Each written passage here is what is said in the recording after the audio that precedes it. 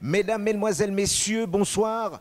Nous sommes dans la phase finale de ce deuxième tour de la Coupe des Nations de la Caraïbe avec le match qui va débuter d'ici quelques instants entre la Martinique et Saint-Vincent et les Grenadines. Et comme veut la tradition, l'hymne national que je vous propose d'écouter.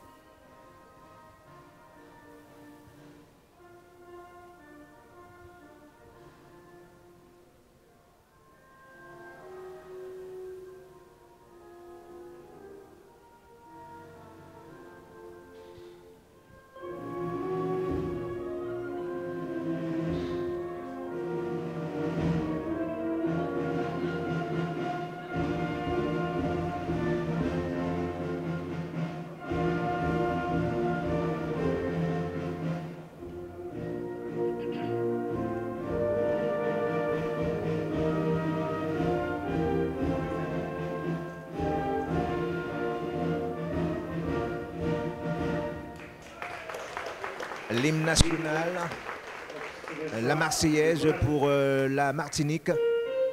Et là maintenant, nous allons écouter l'hymne national de Saint-Vincent et les Grenadines.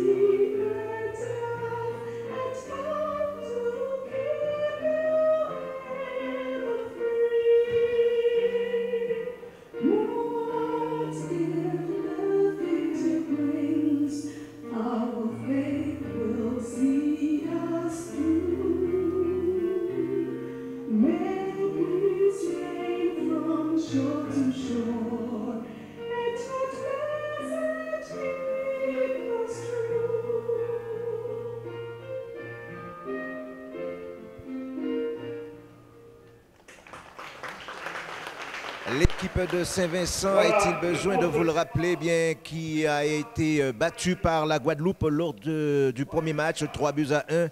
Et cette même équipe de Saint-Vincent a battu Curaçao, alors que les Martiniquais, au cours du premier match, avaient fait match nul avec Curaçao 1 partout et avaient battu en deuxième match la Guadeloupe sur le score de 2-1. Autant dire, Bruno, la Martinique, qui est vêtue tout de blanc, cette formation martiniquaise, devrait simplement attendre un match nul, car c'est vrai, étant donné que c'est elle qui occupe pour l'instant la première place avec 4 points. Donc une victoire ou un nul, voilà comment résumer un petit peu la situation actuelle de cette sélection martiniquaise. Bonsoir Richard, bonsoir à tous. Effectivement, la Martinique a besoin au minimum d'un match nul pour être qualifié ce soir. Sur ce qu'on a vu durant ces 2 premiers matchs, on peut espérer que ce sera chose faite pour la Martinique. Ce sera chose faite. Alors en tout cas, il faut espérer que du côté des étrangers de l'équipe de Saint-Vincent, certainement qu'ils vont tout jeter dans la bataille pour au moins, pourquoi pas s'imposer dans cette rencontre. Mais je vous assure que ça va être très très difficile, en tout cas pour cette équipe de Saint-Vincent et les Grenadines, compte tenu d'ailleurs, Bruno, ce que nous avons vu lors des 2 premières rencontres. Tout à fait, Richard. Il ne faut pas oublier que Saint-Vincent Grenadines avait perdu contre la Guadeloupe sur un score plus ou moins assez lourd, 3-1. Ils avaient gagné leur deuxième match contre Curaçao et aujourd'hui ils se retrouvent face, si on peut l'exprimer ainsi, la meilleure équipe de ce tournoi, la Martinique. Il faudra faire un résultat. Alors ce sera très certainement un peu compliqué pour cette équipe de Saint-Vincent Grenadines ce soir. Il faut dire dans cette équipe de Saint-Vincent, à leur avantage d'ailleurs, il y a beaucoup de joueurs qui évoluent à l'étranger, notamment en Hollande. Mais ce soir, je vous assure que les Martiniquais qui sont hyper motivés vont se battre pour s'imposer dans cette rencontre. Alors, l'arbitre qui va officier ce soir, c'est tout simplement Wilson Dacosta, lequel est assisté de Jérémy Hollande et Lewis Francis, le référé central qui a déjà son chronomètre à la main, ce qui veut dire qu'il ne va pas tarder à donner le coup d'envoi pour cette première rencontre, j'ai presque envie de dire, quasi qualificative. C'est parti par un engagement laissé à l'appréciation des joueurs de Saint-Vincent et des Grenadines. L'occasion d'ailleurs qui m'est donnée pour vous présenter en quelque sorte la composition de ces deux formations. Du côté des Martiniquais, eh bien Steve Elena, c'est le gardien, les joueurs de champ pour nous. Loïc, à savoir non plutôt Marvin Essor, Daniel Hirel, Gaël Germani, Wilson Nat, Antoine Jean-Baptiste, Jordi Delem et Johan Arquin. Johan Arquin et puis Stéphane Abol, et Sébastien Crétinoir et Julien Faubert qui bien entendu est le capitaine, pas le capitaine, Julien Faubert, le maître à jouer, j'ai envie de dire, de cette équipe, de cette sélection de la Martinique. Et Sébastien Crétinoir, c'est lui qui est le capitaine de la sélection de la Martinique. Du côté de Saint-Vincent, le gardien, c'est Dwayne Sandy qui nous avait fait plaisir face à la Guadeloupe. Les joueurs de champ, Wade Richard, Sean Lowan, Simon Trimigan et Cornelius Stewart. Le capitaine a pour nom Doen Hamlet. Il y a également Alex Anderson, Tevin Slater, Kevin Francis, Emerald Lancy George. Attention à cette action-là. Et puis Nazir, Mac Burnett. Voilà la composition de cette équipe justement de Saint-Vincent et Grenadines. Sylvie Boudon, c'est vrai que là aussi, eh bien, on attend beaucoup de cette sélection. Attention à cette action. Ah oui, mais sincèrement, il y a un peu de détermination de la part de cette équipe de Saint-Vincent et de Grenadines qui, en ce début de match, eh bien, jettent un petit peu toute leur force dans la bataille. Bonsoir, Silvio. Bonsoir Richard, bonsoir Bruno, bonsoir téléspectateurs de Canal+. Effectivement, on le constate, l'équipe de Saint-Vincent, Tony Truand dans cette rencontre, ils savent qu'ils n'ont rien à perdre, mais tout à gagner. Donc ils se donnent les moyens pendant ces premières minutes de pouvoir maîtriser le sujet et de manière tenter d'obtenir leur qualification. En tout cas, pour l'instant, c'est vrai que du côté de la Martinique, oui, c'est une faute. Du côté de la Martinique, que j'ai vu ce matin à l'EPC, eh bien, ils m'ont donné l'impression, Bruno, d'être très affûtés pour cette rencontre. En tout cas, qu'est-ce qu'ils étaient motivés, ces joueurs? Eh bien sûr, hein, ils sont leaders du groupe. En plus, ils ont mis du 109, hein, pas mal de 4 joueurs qui n'avaient pas débuté la rencontre contre la Guadeloupe, à savoir Daniel Lirel, Gaël Germani, Wilson Nat et Johan Arquin qui étaient sur le banc de touche. Ce qui voudra dire ils en veulent en tout cas ce soir. Ils doivent absolument faire un bon résultat, au minimum un match nul. Eh bien, c'est ce qu'on espère, hein, en tout cas, pour cette sélection de la Martinique, alors que le ballon, pour l'instant, eh bien, se trouve tout simplement, eh bien, un ballon qui sera donné à la sélection de la Martinique.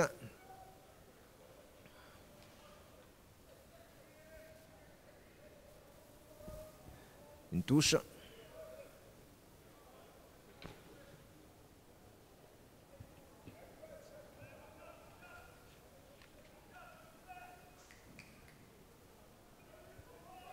Touche justement pour Saint-Vincent et les Grenadines.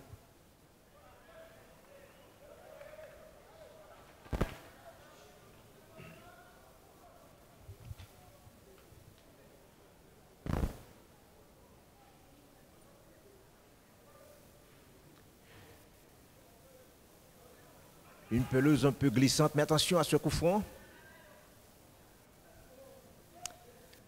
Ah, c'est bien parti ce ballon, hein. Très bien parti. Et belle intervention.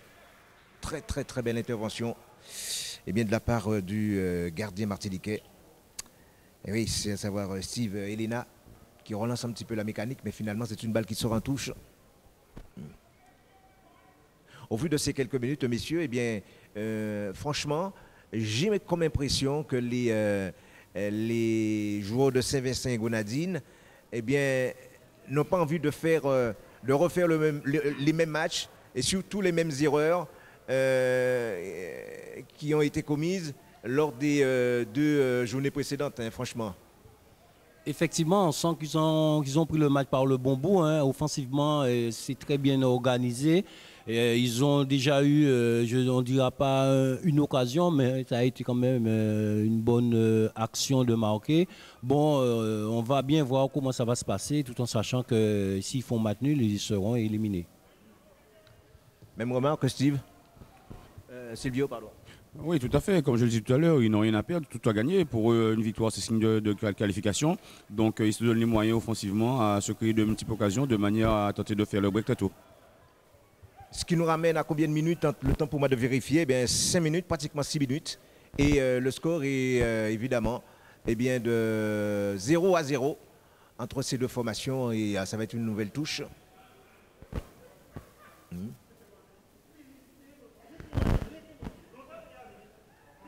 Alors le système de jeu mis en place par les Martiniquais actuellement, messieurs, est-ce que finalement ça vous donne, ça laisse augurer quelque chose de très positif, Silvio? Vous savez, la Martinique, c'est ce qu'il doit faire ce soir. Ils ont gagné avant-hier. Pour l'instant, on constate qu'ils ne se jettent pas dans la bataille. Ils essaient surtout de contrôler la situation. Ils ont mis un système tactique en place où, effectivement, avec un milieu très renforcé, de manière à coordonner un certain nombre de situations pour pouvoir contrer cette équipe de Saint-Vincent. Et que dit l'arbitre, eh bien là, je crois qu'il y a une faute sur le flanc gauche au bénéfice des Martiniquais. Et puis un joueur qui sera sûrement surveillé ce soir. Moi, je crois que c'est Julien Faubert, le maître à jouer de cette équipe, de cette sélection de la Martinique. Saint-Vincent est certainement au courant de sa prestation et de sa force physique aussi. Et son intelligence dans le jeu. Eh bien là, très certainement qu'il sera très très surveillé tout au long de cette rencontre. Ballon pour qui? Eh bien pour Stéphane Abol. Et on essaie de repartir du côté des Martiniquais. Oui. Oh là là, c'était bien fait. Ah ouais, raté. Raté. Qu'est-ce que la petite feinte là justement de Julien Faubert? Remarquable, mais c'est dommage. Eh bien, en deuxième intention, la frappe donc de Jordi Delem, pardon.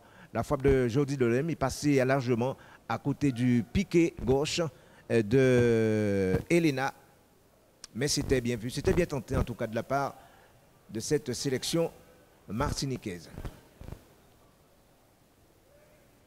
Une sélection martiniquaise sûre de son sujet. Hein. Oui, sûr de son sujet. Pour l'instant, après quelques minutes de jeu, ils sont en train de cadenasser cette équipe de Saint-Vincent. Ils sont bien en globe, ils restent patients, ils ne s'affolent pas. Très souvent, on se rend compte qu'ils jouent énormément sur le côté sur Germanie. Et pour l'instant, c'est le côté droit de l'équipe de Saint-Vincent que les meilleures occasions de la Martinique se créent. Attention à ce ballon. Ouais, oh là là. Ah non. Là, moi, je crois que c'est la passe de trop. Franchement. C'est vraiment la passe de trop. Possibilité pour la Martinique d'ouvrir la marque. Mais ils ont été, à mon avis, un tout petit peu trop lents. Et ils ont voulu garder le ballon. Et surtout, Johan Arquin, qui a voulu feinter dans un premier temps le gardien. Et malheureusement, en tout cas pour lui et surtout pour sa sélection, c'est un geste qui a été avorté. Et que tout est à recommencer pour cette sélection de la Martinique avec Arquin là maintenant qui part, balle au pied. Et c'est peut-être bon pour... oh là là. Bon, encore une occasion peut-être pour Faubert.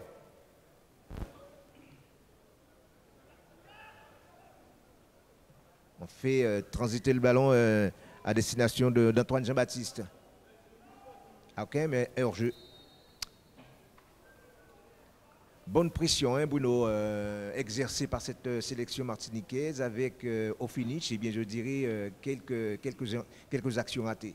Ils ont effectivement pris l'emprise du jeu, hein. Ils ont mis le pied sur le ballon et on sent qu'ils veulent marqué très rapidement dans ce match, de manière à gérer à leur guise cette rencontre. C'est tout à fait logique, hein, marquant très tôt dans ce match-là, ce qui voudra dire mieux organiser, mieux voir venir l'équipe de Saint-Vincent.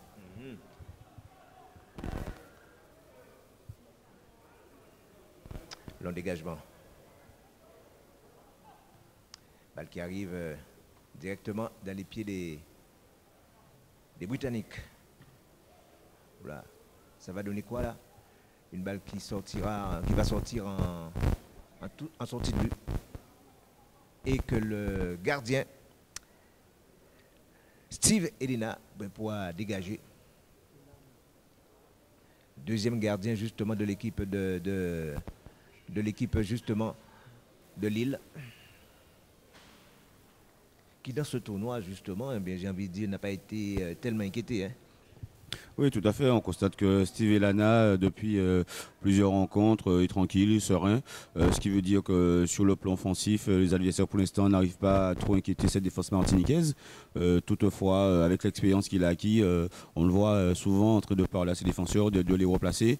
Et ça, c'est la marque effectivement d'un gardien très expérimenté. Allez, on essaie de repartir. On essaie de repartir justement avec les Martiniquais.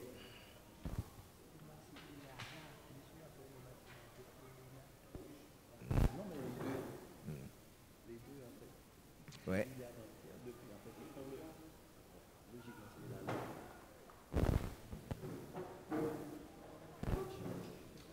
Alors on essaie de repartir du côté des... on essaie de repartir du côté des joueurs de Saint-Vincent. Le dégagement.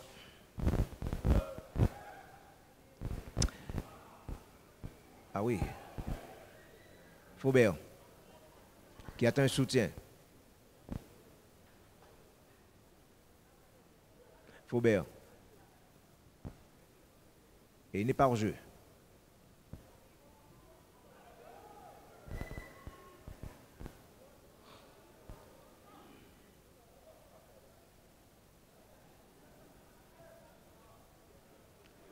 Oui, parce qu'il est très très très rapide ce joueur aussi. Oh là là. Ah, il s'est engouffré, et il bénéficie de corner. Il s'est engouffré, il avait la possibilité à mon avis de centrer. Il avait la possibilité comment dirais-je, il avait la possibilité de frapper, de trouver un partenaire, mais il a voulu tout simplement pénétrer véritablement dans cette surface de réparation. Et quand il y a des défenseurs aussi pointus et aussi efficaces dans cette base de la sélection martiniquaise, eh bien ça ne va pas être facile. Et donc Cornelius Stewart qui se trouve au point de 6 mètres, attention, le ballon qui est bien soulevé.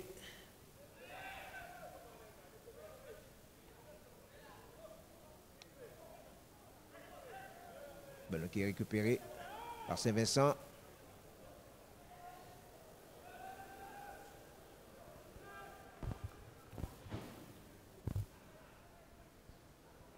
En tout cas, ils sont volontaires, hein, Silvio, ces joueurs de Saint-Vincent.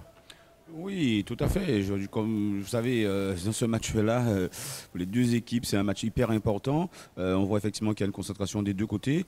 Il y a certaines occasions qui se font de plus en plus précises de part et d'autre. Simplement, le danger pour les Martiniquais ce soir, c'est surtout Stewart et Anderson, hein, qui effectivement se propulsent très rapidement vers l'avant. Mais Cotinoir, le capitaine martiniquais en défense centrale, pour l'instant, arrive à les contenir.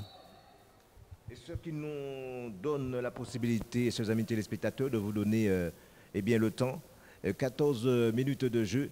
Et en ce qui concerne le score qui n'est pas encore ouvert, toujours 0-0. Et les Martiniquais qui vont bénéficier d'un coup franc qui sera peut-être joué par Faubert, à moins qu'il laisse tout simplement à Stéphane Abol. C'est fait.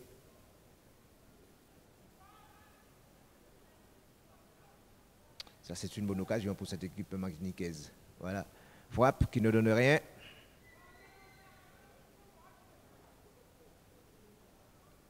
Moi, je crois que ce qui pourrait peut-être changer véritablement la physionomie de la rencontre, je crois que c'est un but. Si du côté du côté de Saint-Vincent, ben, il ouvre la marque, ce qui obligerait les Martiniquais justement à développer un petit peu plus leur jeu. Je pense que vous partagez mon point de vue, Bruno.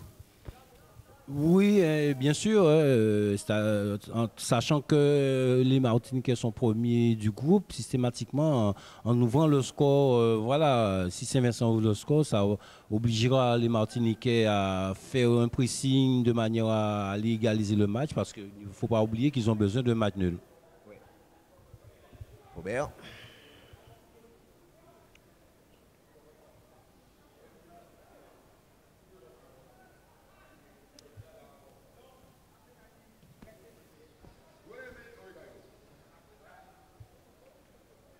Nat.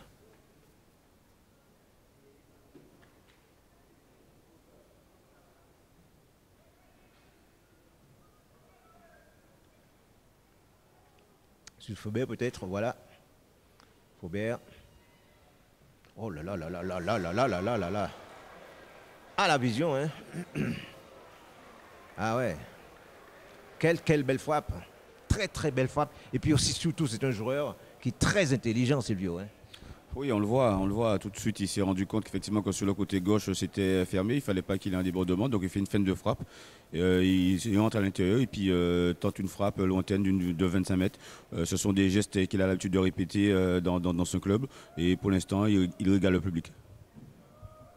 Julien Faubert, c'est véritablement la plaque tournante de cette sélection martiniquaise, frappé de son numéro 22, un joueur tout en puissance, beaucoup de muscles et un joueur aussi qui est très très sympathique, avec qui j'ai pu discuter ce matin et qui me disait par la même occasion qu'il avait rencontré, qu'il n'a pas eu trop de problèmes pour venir avec la sélection de la Guadeloupe. Que Willy Sagnol, il lui a bien expliqué à son entraîneur quel était l'intérêt pour lui de faire partie justement de cette sélection martiniquaise. Et il a été entendu, il a été compris. Et bien entendu, après ce tournoi, il repartira justement pour la Gironde au sein de son club, les Girondins de Bordeaux. Ballon qui arrive directement dans les pieds de Abol. Jordi Delem.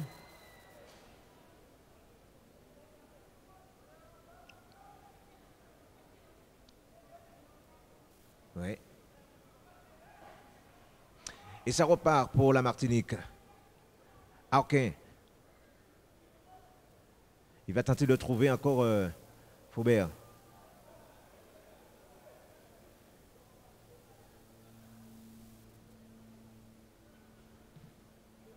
Touche.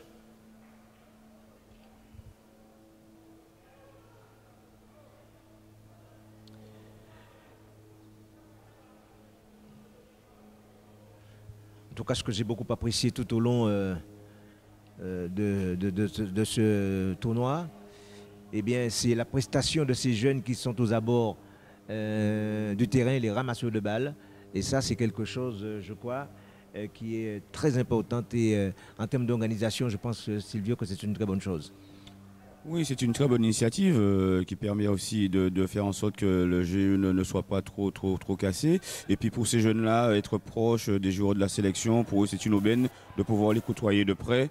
Et ça leur permet aussi de raviver leur passion et de savoir, de garder un bon souvenir.